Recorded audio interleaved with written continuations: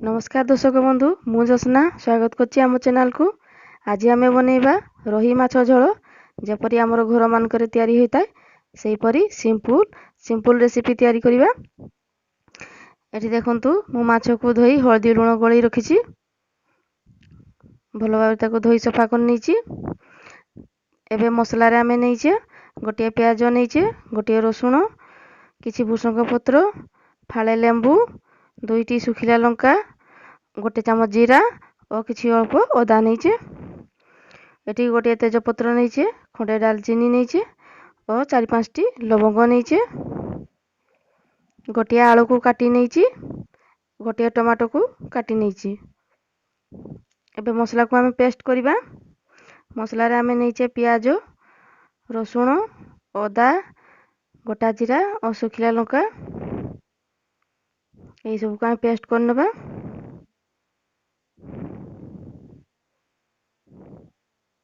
एवं एथिरे दालचीनी लवंग को निहाती देबे। देखो खंडे दालचीनी को पकाई देबे और किछि लवंग को मसला सहित मिसई पेस्ट कर नेबे। देखो पेस्ट हम तैयारी होला। एबे पैन को गरम कर नबा। एठी अल्प किछि तेल देबा। अल्प मु तेल देइछि, आपण रिफाइन तेल रे करि पारंती किंबा सोया तेल रे मध्ये करि पारंती। माछ गुड को भाजी नबा।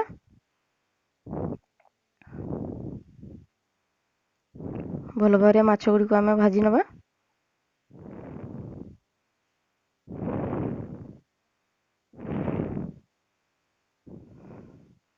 जदि मो वीडियो टी भल लगताय तेबे मो चैनल को सब्सक्राइब करिवे, लाइक शेयर करबा को भूलिबा नहीं।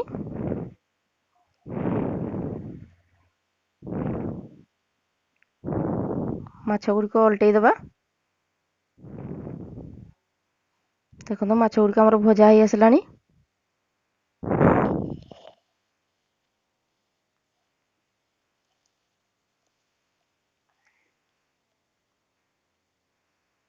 देखो माछ गुडी को होई आसलानी हमर। भलो भाबरे ताको भाजी नेबे।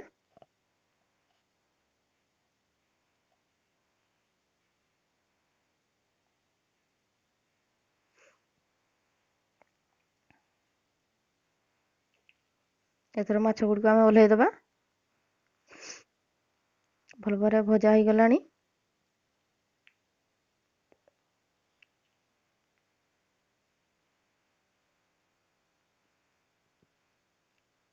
माछ गुडी को ओल्हेइ गोटे प्लेट रखि दबा।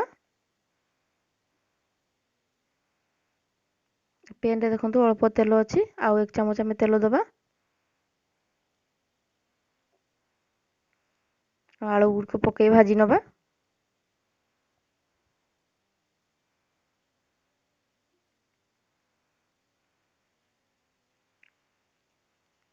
आलू अल्प लाल हो गले आमे मसला पकाइबा।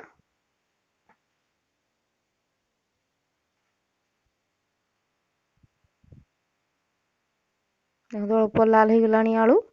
एबे भुसंग पत्र और तेज पत्र को पकाई दबा और टमाटो को मध्य पकाई दबा।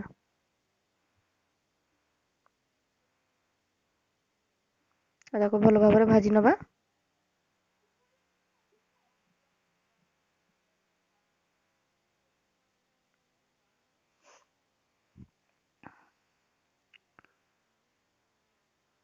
देखो भलो अल्प भजा हो गलानी।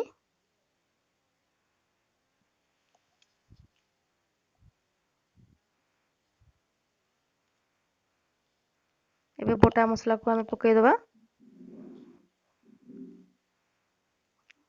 एठी बोटा मसला को पकाई देली।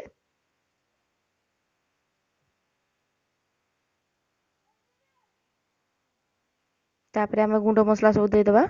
एठी छोटो 1 चामच रे मु काश्मीर लका गुंड पकाई देली। तापरे स्वाद अनुसार लूण पकाई दबा। तापरे हल्दी 1 चामच पकाई देली। तापरे धनिया गुंड 1 चामच पकाई दबा।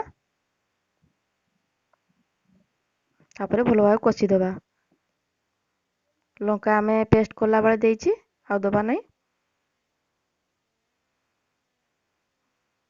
ଆଉ କିଛି ଦେବା ପାଇଁ ପଡ଼ିବ ନାହିଁ। ଏଇସବୁ ମସଲାରେ ବହୁତ ଟେଷ୍ଟି ରେସିପି ହେବ। ମସଲା ଆମର କଷା ହେଇଗଲାଣି।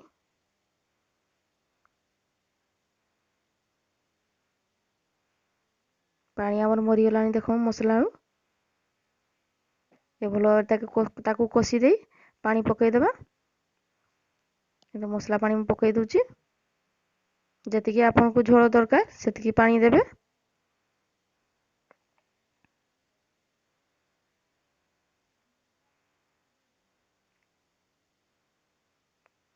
ତାପରେ ଲେମ୍ବୁ ଫାଳେକୁ ଚିପୁଡ଼ି ଦେବା।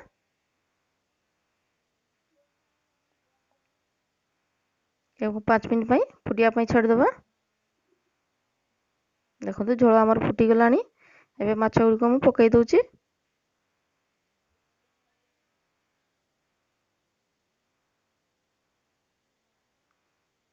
ଏବେ ଆମର ପ୍ରସ୍ତୁତ ହେଇଗଲା ରୋହି ମାଛ ଝୋଳ।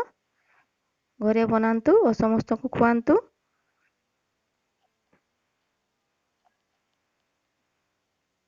ଏହା ଗରମ ଭାତ ସହିତ ଖାଇବାକୁ ବହୁତ ଭଲ ଲାଗିଥାଏ।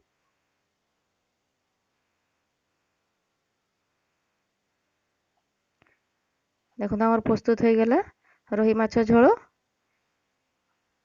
ଭିଡ଼ିଓ ପୁରା ଦେଖିଥିବାରୁ ଧନ୍ୟବାଦ। ନମସ୍କାର।